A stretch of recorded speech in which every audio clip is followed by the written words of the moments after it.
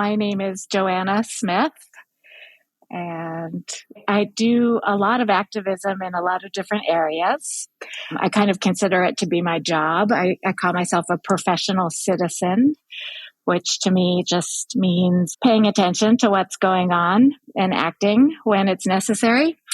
And in terms of climate in particular, I feel like I've always been very aware of the issues around it.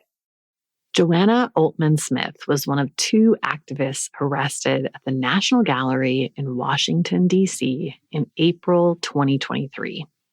She and her fellow activist, Tim Martin, both members of the group Declare Emergency, smeared water-soluble finger paint on the glass display case around a Degas statue called Little Dancer. Then they sat down in front of it and read a statement about why President Biden needs to declare the climate crisis a state of emergency. Martin and Smith, both parents, talked about fearing for their children, who, unlike the Little Dancer, are not protected by glass and face an increasingly dangerous world. Gallery visitors gathered around them, along with a few journalists they had invited, and then they were arrested pretty quietly, as expected.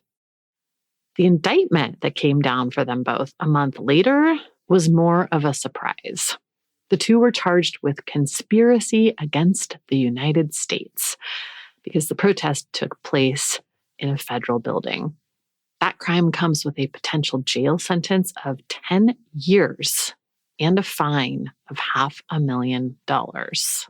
It was quite a shock. I think that's the perfect word. I could not believe that I left, I was being held by the National Park Service police because of the location of the protest was on the National Mall, and that's their jurisdiction.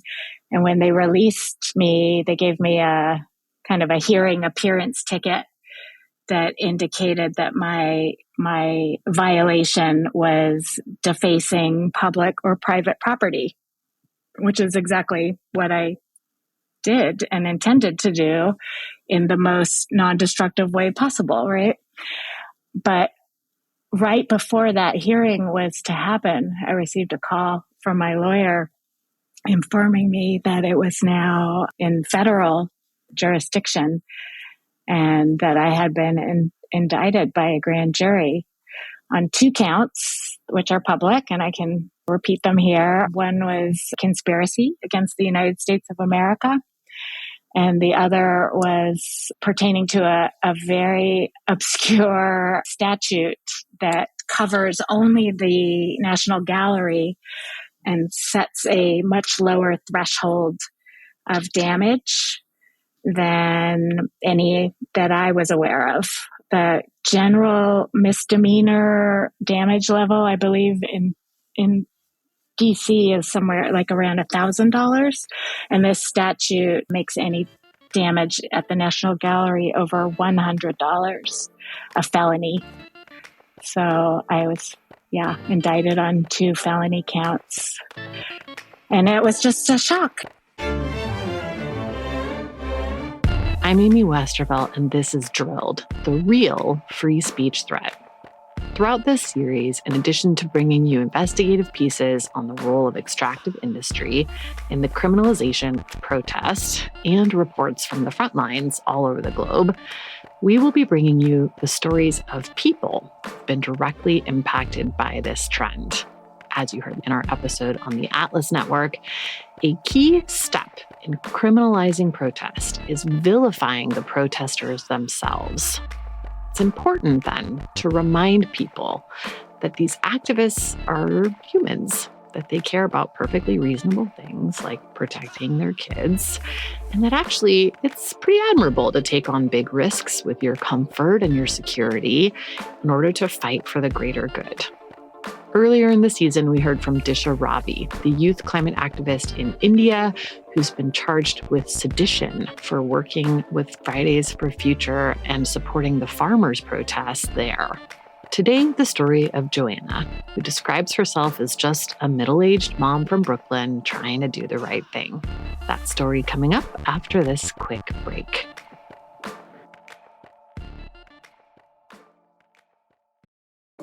How does PwC take your company to the leading edge?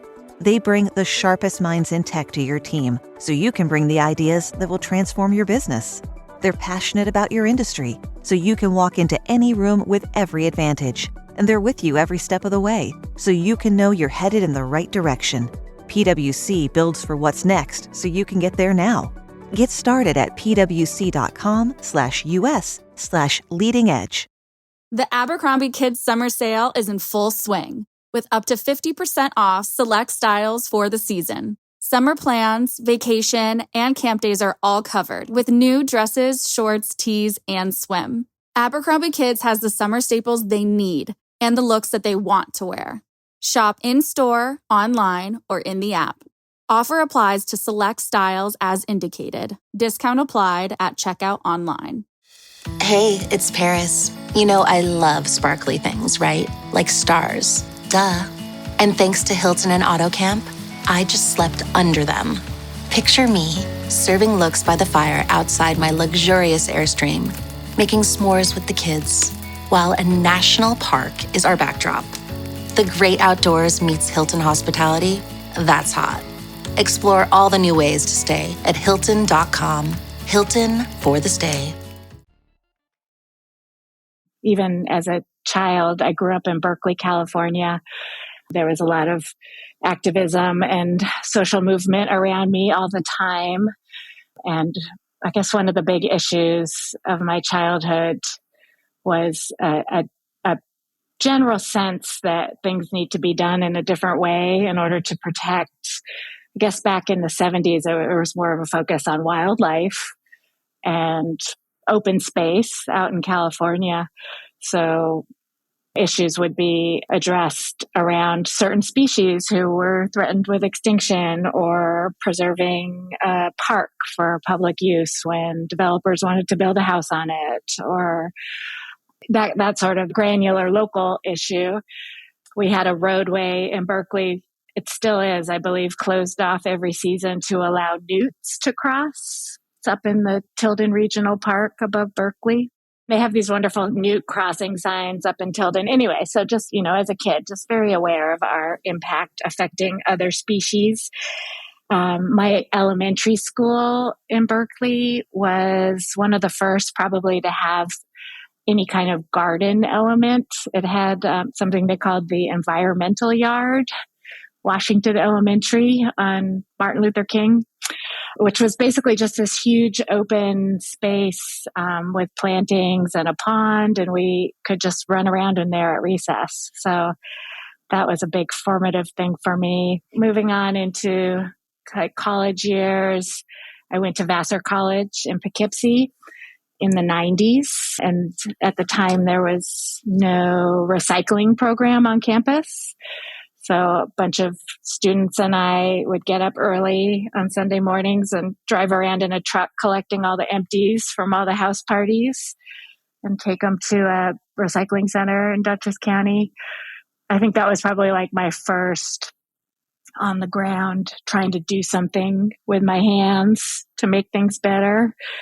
But in terms of like political involvement around the climate issue, I'd say my entree was actually around transportation issues in New York City. I was very concerned about how cars were dominating the urban environment and polluting it and making things unsafe on the street level for everyone else trying to use the city. So I got involved in advocating for safer streets for people walking and riding bikes, and helped found a political action committee around that issue that still exists in New York to help get people elected who understood all the issues that come up around giving people choices about how they move around the city. And then that got me involved in all kinds of local politics. I served on my local police precinct's community council for a couple of terms, trying to help them understand the issues around the built environment, how they could better be good community partners around that. Gave up on that. Gave up on trying to reform the NYPD. And I joined my local, it's like the lowest level of government in New York City. It's called the Community Board. There are like 50 of them around the city. And the idea behind them is to have citizen input on local issues ranging from liquor licenses to historic preservation.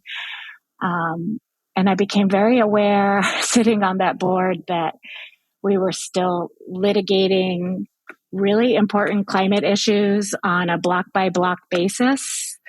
Things like trying to remove one parking spot to allow for more bicycle parking on street, or letting a homeowner put solar panels on their historic district house. Or this kind of thing would take hours and hours of fighting and discussion. And sometimes they would pass and sometimes they wouldn't. And I just started to feel like the extreme weather events that were happening in my life were being caused by all of our man-made emissions, and that the local politics wasn't up to speed in terms of coming up with solutions around that. So I have over the years done a lot, like I mentioned, the electoral politics, like doing get out the vote and petitioning and trying to get certain people in office. I've also done a lot of citizen lobbying with various nonprofits in the climate area and other issues that I care about, like Mom's Demand and the Trust for Public Land and the National Resource Defense Council, New York Renews, which is a coalition of several hundred environmental and community groups in New York State, trying to get climate-friendly legislation through our very broken legislature. So yeah, I've done a lot of on the ground organizing, and part of that has been rallying and protesting. I've done a fair amount of die-ins and picket lines and blockading of buildings to raise awareness on different issues. Have focused on primarily financial targets because we live in New York City. That's where the headquarters of a lot of the largest funders of fossil fuel infrastructure are based. Yeah, I have like a really great group of meditative friends from all different faith traditions, and we get together once a week and hold a kind of silent meditative witness in front of the BlackRock headquarters, sometimes within it. Occasionally, I've been arrested there for nonviolent civil disobedience, things like protesting in the lobby after they ask us to leave, or making a little bit of a challenge for people entering the building so that they are able to hear the message that people are trying to get across about how their version of responsible investing isn't truly responsible because they don't follow things through the whole value chain. So that's kind of my background. But I'd say in terms of what I just did with Declare Emergency in Washington, that was my first time stepping up as an individual, putting myself on the line with my partner, Tim, to really do something that we knew would raise the alarm on the government's lack of climate action to the level that would pierce the bubble of mainstream media, which is very inclined to not cover any of all the things I just mentioned to you.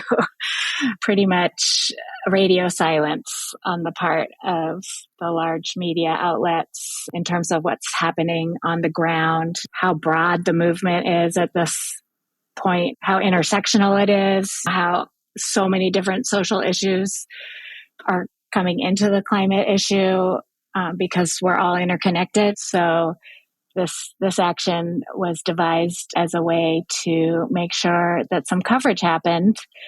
And we did that by doing it in a very public space and doing it in a way where we could get our speech out and explain what we feel needs to be done to move the dial on climate action. But we also did it in a completely nonviolent way and also non-destructive. We purposefully used tempera paint, that is otherwise known as washable finger paint, that's used in nursery schools all over the world. And we did it because we wanted to have, a visual component, because that kind of theatric is what ends up being covered. And we needed that coverage in order to start more discussions. And it needed to happen in Washington, D.C., because that's where our leaders are making all the decisions, or lack therein, that are making it very hard to live on this planet at the moment. And it's just going to get harder. So there's so many things that you just mentioned that I want to pick up on. One of which is this thing of the media. I consistently hear from people who are organizing actions that it is like impossible to get the media to cover activism, and especially to cover it as anything other than a disruption. Any facts, or any background as to motivation of why people might want to take this personal risk. That is the challenge. I would say that there's been a little bit of coverage on our particular protests that I found very spot on and compelling. And all of that has come from social scientists who some journalists reach out to and, get a larger picture of what's going on with movement building. Pretty much all of those academics, scientists, professors, they all understand the need for the disruption to get the media to pay attention. And the idea is to not, keep manifesting the disruption for all time. The idea is to get the disruption covered, starts people talking about the issue, learning more about the issue. I mean, at the point we're at with the extreme weather spiraling out of control all across the globe, it's not exactly like we need to raise awareness, or you would think it wouldn't be, but it still is a necessity, because you look at the pushback that our protest has received from pretty much everyone within the art world, anyone from mainstream newspapers who we still respect. We still understand the need of the free press to get important information out to the public. That's why we wanted so dearly for them to cover our protest. But then you get things like the Washington Post editorial board painting us with very broad strokes and pretending that they didn't understand the need for it in the way we approached it, when all of the social scientists say this is exactly what has to happen. So actually, I think it'd be helpful for people who are not familiar with organizing or protest. Could you walk me through, how does an action like this come together? Right. I'm, of course, not allowed to talk about the specific action that is currently being litigated, but I have participated in so many actions over the years, so I can speak to the generalities. Fact that, general organizing involves clarifying a message and a mission. What are you trying to achieve? That can be done starting with one person. I see a problem. I want to fix this problem. How am I going to go about explaining this to other people? So, you have to come up with what you're doing and why you're doing it. Then you reach out. There's outreach. You find like-minded people. You find them in a wide variety of ways these days. You put something on social media, you print up a poster, you print up a palm card, you get out to the farmer's market and talk to people. You ask friends and friends of friends to help share your message of what you are hoping to change. And then you get together with those people who have expressed interest in connecting with you on that issue, and you devise an action plan. And that is generally something that depends on who you're trying to reach in terms of where the change can actually be made. It depends on locations. It depends on various people's risk tolerance in terms of interacting with both law enforcement and anyone else who might come down the pipeline after having done something like this. So basically, groups are divided by risk, and certain actions depending on your immigration status, your age, your current employment situation, your need to be home for your kids. There can be a variety of reasons why people might not want to engage with law enforcement. But because this is like the moral issue of our time, protecting a livable planet is something that a lot of people are willing to engage with law enforcement around. And that engagement needs to be nonviolent for it to be powerful in any way. And so there's training that happens around that for the people who are willing to risk arrest. There is a lot of coming together about different ways of communicating, ways of speaking with each other, how to show respect through body language, how to position yourself in a way that will reduce the chance of harm to yourself and others. There are a lot of different components to nonviolent civil disobedience, and anyone who's planning to undertake that in a way that will actually eventually make some change happen needs to be up to speed on all that. So that training takes place. And then the day of action finally comes around, and hopefully everyone that you've gotten on board knows exactly what their role is and is there to support one another. Then there is a whole another element of support that happens around helping those who have decided to risk arrest. So people will take care of personal belongings. People will make sure that they have your emergency contact and your medical needs written down somewhere. People will come to the location where you have been detained after an action and greet you when you are released and make sure you have a snack and make sure you know what your next legal steps are. So there's a lot from soup to nuts. It's like a really long process, but it's amazing people power when you get people on the ground, all there for the same reason, all trained in nonviolent civil disobedience and all ready to help make a protest happen in a way that will get the message out, the intended message out, and make sure that everyone stays safe. It's interesting because I feel like one part of the sort of backlash currently is to almost paint that organizing as like insidious. Exactly. Yes. Like organized crime or something. It's exactly what they are doing. And when I speak to my surreal position as an individual, I have been aware of this happening in other countries, even in other states in the United States. I always somehow thought that the RICO laws were specific to organized crime and for people who are trying to harm other people or cheat other people or do something very nefarious. And all of this climate movement organizing that's now being charged under these laws is the opposite. The intention is to support other people and help other people and, quite frankly, save other people. So I find it very interesting that the whole concept of getting together with assembling with like-minded people and coming up with effective protests is now considered something sinister.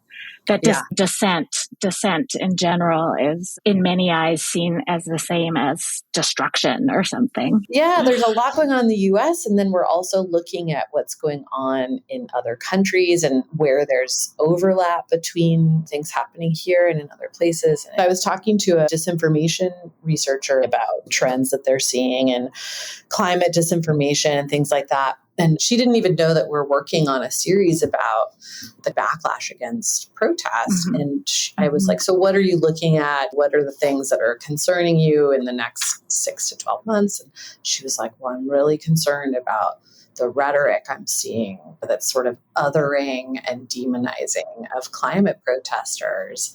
And I'm even more concerned about the way that the media seems to just be running with that frame. Yes, thank you. I have an exhibit A for you to check out, which is an article that ran in the Times. Oh, yeah, I saw it, where they were really defensive of the museums and how this is causing problems for them. So, we went into this acknowledging this is going to be a pain for the museum. This is going to inconvenience a lot of people. It's going to probably be upsetting to people there, but it's not going to harm any of them. And it's certainly going to be easy to clean up. That was our thinking.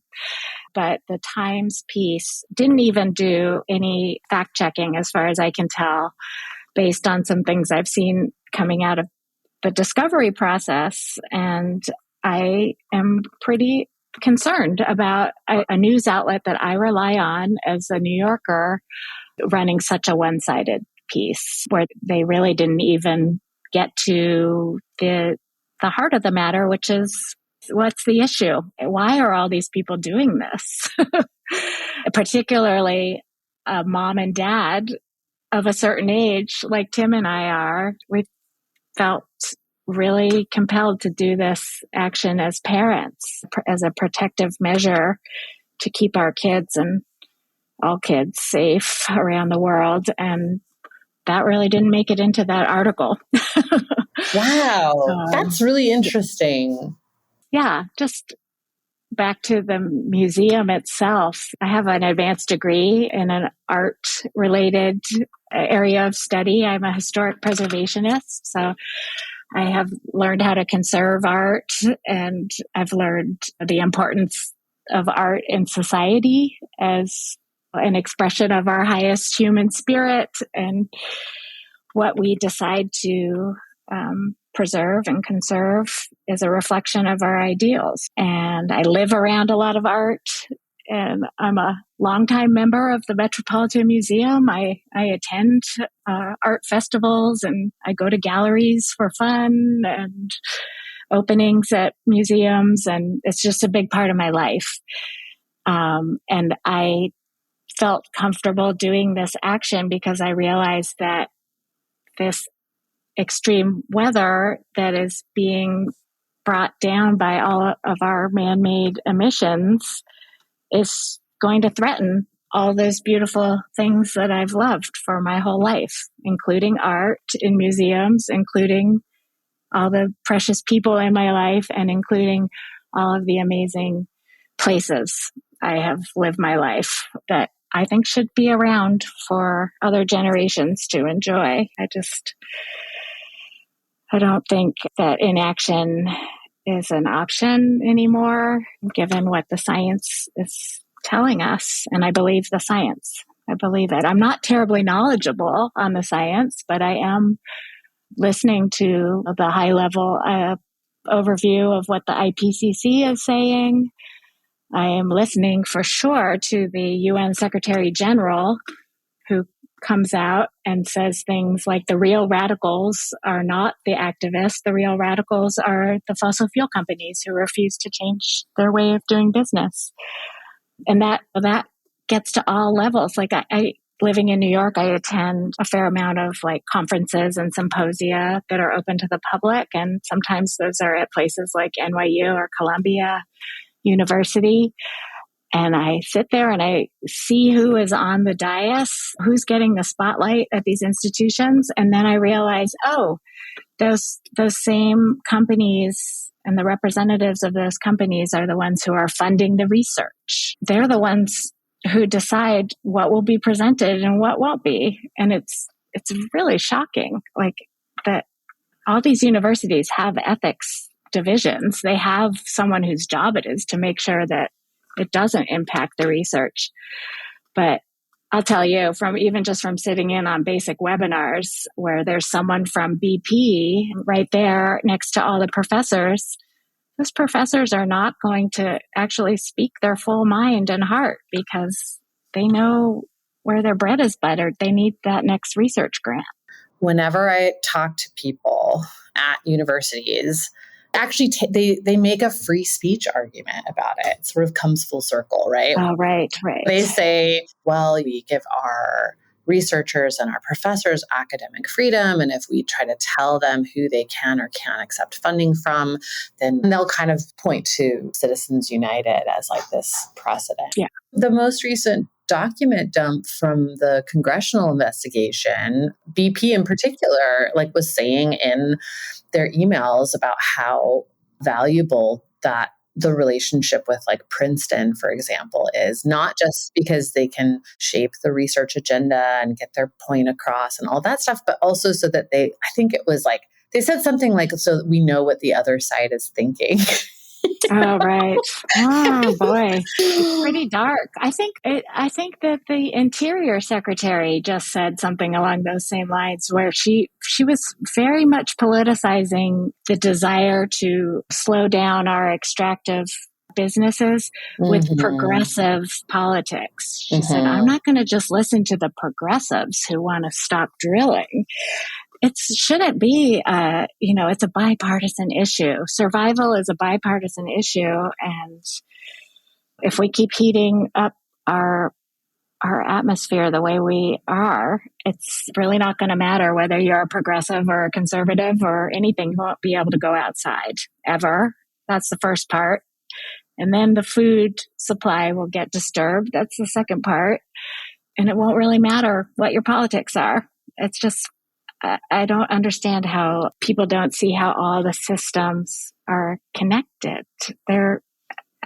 It's to have people at the highest position. Like, I think the energy secretary yesterday tweeted about how upsetting it was to see all the extreme weather events hitting all over the country and how much suffering they're causing, with a complete disconnect that she is in charge of the agency that sets our energy policy for the most powerful country on earth, right? She's the one. She's the secretary. I know they do that a lot. A lot of U.S. government officials will make these statements like, I wish there was something we could do. There's a lot you could do. And that's what I try to give them credit for, the many things that they have done. I'm very excited by a lot of the parts of the Inflation Reduction Act that seem to be focused on regenerative agriculture or expanding transit or things that can really move the dial.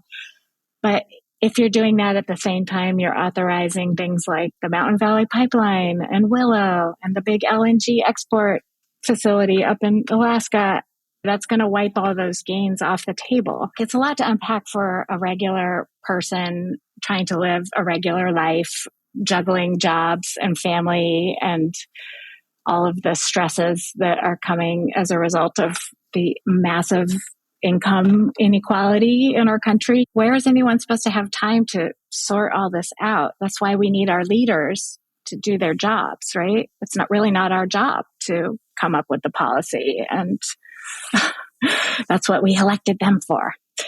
And our government is still quite involved with that industry particularly from a campaign donation standpoint and a lobbying standpoint. That's who's whispering in the ears of our leaders. Their access is so much greater than an average citizen. So here I am, little average citizen, trying to be heard. I am curious to hear, I guess, like what your initial thought was when you heard these charges. Yeah, it was quite a shock. I think that's the perfect word. So I was, indicted on 2 felony counts.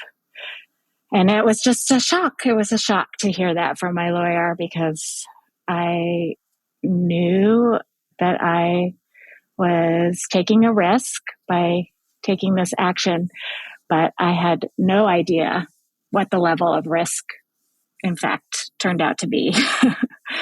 In past actions I've undertaken in DC, things like die-in on Capitol Hill or sitting in the halls of Congress during the Kavanaugh hearings, I was always given a very manageable fine and allowed to kind of release myself on there were some constraints. Like occasionally in New York, I'll get promised to not do anything for a certain number of months in terms of my protest activity.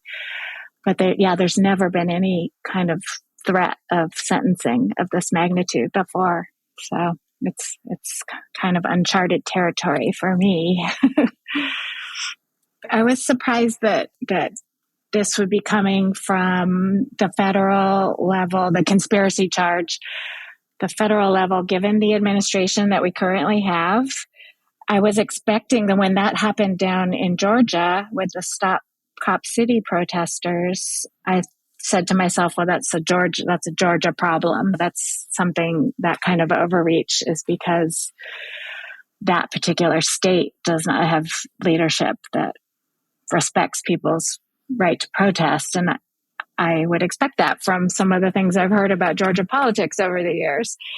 But to see that coming out of Washington, D.C. as well under a Democratic administration, that to me says we're in deeper trouble than we thought. And not just me and Tim, but all of us. That shows me that our government is afraid of something that Tim and I said in that gallery. Because if we had gone in there and just maybe done like a little graffiti tagging of the pedestal with the same paint and walked out without saying anything, I'm pretty sure that the government response would be quite different than what we're seeing. Mm-hmm. And that should be a concern to all Americans, right? I mean, I just keep saying, was it something I said? Yeah, and it was. Yeah. It was something I said. That there's some pretty powerful interests that don't want that to be said. That's really interesting. So logistically, what are you waiting on right now? Right. Yeah. So we had our first initial hearing on Friday that was supposed to be straightforward. It was just supposed to be all the parties involved in the case meeting with the judge. But there was a surprise. The judge issued additional restrictions on our pretrial agreement.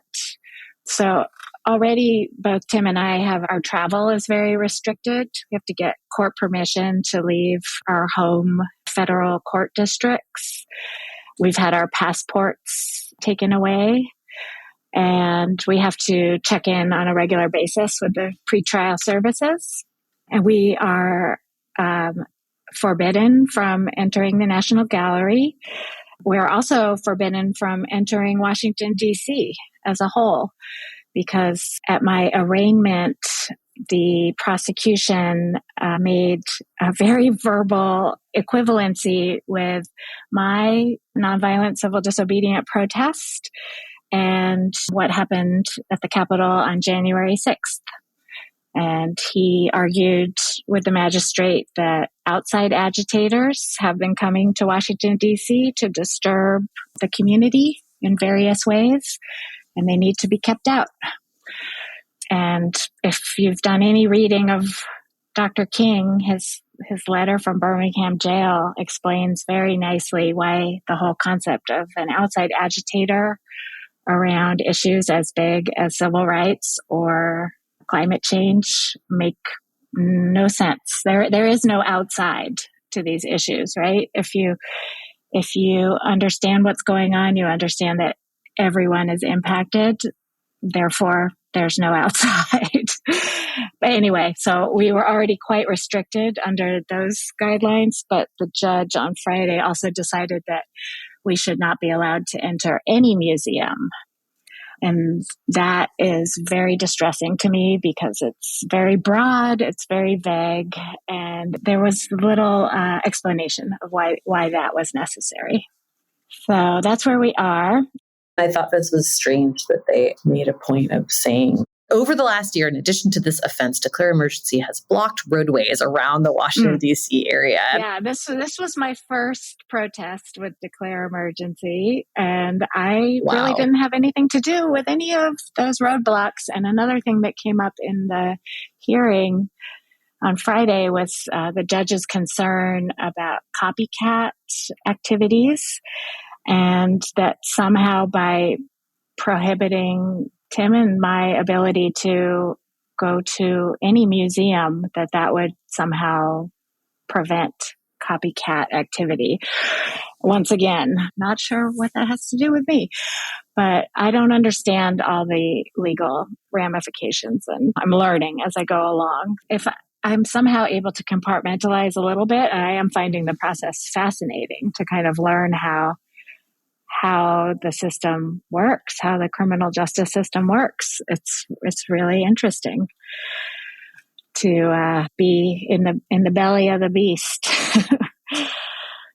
I have one very visceral experience I've had so far.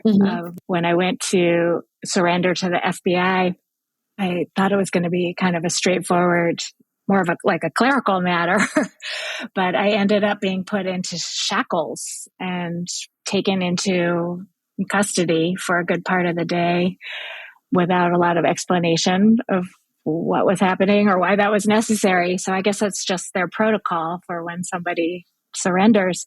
But that gave me a lot of insight into, just what business as usual means, how people are treated.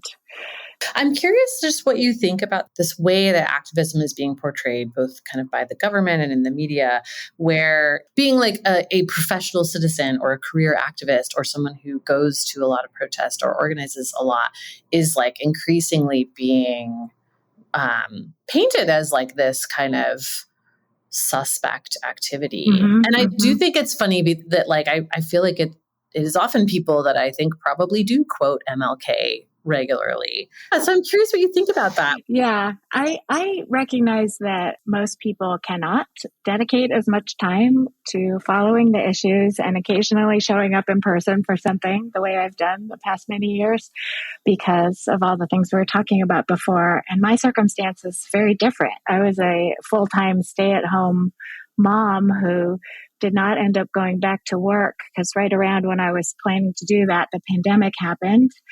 And then things changed. Work seemed, like something I could do from home, which is what I've always done with all of this kind of thing. And I just have the flexibility in my schedule. I have the flexibility in terms of our economic security. I have the flexibility of having a supportive partner. I have the flexibility of my race. I am a white woman with gray hair, and I am much more likely to be treated with some modicum of respect than a lot of people who are on the front lines of the climate crisis. So I use all of those, those advantages that I have to try and move the dialogue. I also feel like there's something to be said around being a woman of my age in our particular American society where I'm done with my child birthing and rearing, and I can't really think of anything else I could be doing right now that would have as much of an impact as what I am doing. So I just think it's the best use of my time. Yeah. And I don't think that there is any reason to vilify that. I am also, I want to say, the oldest sibling in my family. And I come from a pretty complicated immediate family structure where I was kind of the primary caregiver. And I think I'm still in that role. I think I'm still trying to take care of everything and everyone. Yeah. And that's just how I'm wired. I can't leave it to someone else to do because, growing up, if I didn't take care of it, it didn't get done. And I think there's a lot to be said for that. I don't know, not to be too grandiose, but it is my hope that people will see just like, a stay-at-home mom stepping up and doing something bold. We'll call it bold. I don't know. Maybe I can at least get in touch with my legislators or work on a local issue. Or it's such a great antidote to all the anxiety that so many of us are feeling. Can I ask you what your kids think of all this? Are they, scared or worried for you? Or, what do they think? Yeah, they definitely are concerned about how this is all rolling out, this particular protest. But overall, they have been kind of, I would say, there's like an element of bemusement because they're used to seeing me in a very different light, just like puttering around the house, making a dinner or watching TV or whatever. And then they see me suddenly like chained to something and being arrested. And I think there's a cognitive disconnect for them for sure. But they also, understand the issues that I get out there for. And they, I think, are in general agreement that someone needs to be doing something about it. So I would say they don't hold it against me, but they find it kind of amusing. Until now, I will say, because this case, there's really nothing amusing about it. And I think they are worried for me. They are being extra nice, extra supportive. They are not asking a lot of questions, which I think is natural because they probably know that they'll hear something they don't want to hear. I'm not sure if either of them are aware of my possible sentence. And I don't think either of them have really thought about what that would mean for our family life if they were not able to see me for that length of time or have me be a part of their active lives for that length of time. But I think, so I think they're doing some self-protecting. That's the way I would put it, by not delving too much. And how old are your kids? They're 18 and 20. And I was going to say, it's actually pretty good timing if there was ever a good time for this to happen, because they're both launched. They're both, as of this fall, my youngest will be going to college. My eldest is in college, and they're adults now, and they have their own lives happening. So that's great. In fact, we felt like we didn't want our youngest to just be sitting around with us, worrying about the case for the next many weeks. So he had some scholarship money from his high school. He won some awards, and he took it and bought a Eurail pass, and he's off exploring the world, which I'm really excited about. That's and I'm so good. glad. I'm so glad that he's not here with me. I feel like a little bit like Pigpen from the Peanuts with the little cloud of dust over my head, where I'm just kind of like, I have a lot of good coping skills and I have a lot of great support, but it's a weight. Totally. A lot of uncertainty. At least you don't have the added pressure of like trying to kind of make it okay for him too, Yeah. He could handle some of it, but not as much as is going on, for sure. Yeah. And I think, though, what's interesting especially having the little one just turn 18, it's so interesting as a parent how they just always stay babies in your mind. And you see, you look at the adult man, but you see all the different ages in that person. And I think when I think about like their vulnerability, I can't get past that, the little people vision I have of them. And they both have underlying health conditions that extreme weather does not help. One of them has a heart condition and one of them has asthma. And I am just like I'm in mama bear mode, with all this wildfire smoke and terrible humidity and heat. And in New York State, we keep having these ozone alerts where they're like, please don't go outside all day because the ground level ozone is so extreme that if you have any trouble breathing, you should pretty much stay on your couch today. And I have this super active, athletic 20-year-old who is probably going to push the boundaries and just see how much he can do out there before it takes him down and exhausts him. And I just can't stand that as a parent. And that's just one person on this planet. And there's so many kids, so many animals just being hung out to dry, just being treated like they're completely expendable. And in the places that did the least to cause it. That's the real rub, is that we're getting a taste of it up here in lovely New York State, but the brunt of it is in places where a lot of people don't even have electricity at this point. They have nothing to do with what has happened. And They are getting washed away and burnt to a crisp. It's really unfair. So we're not just doing this for our own families and communities, we're doing it for theirs as well.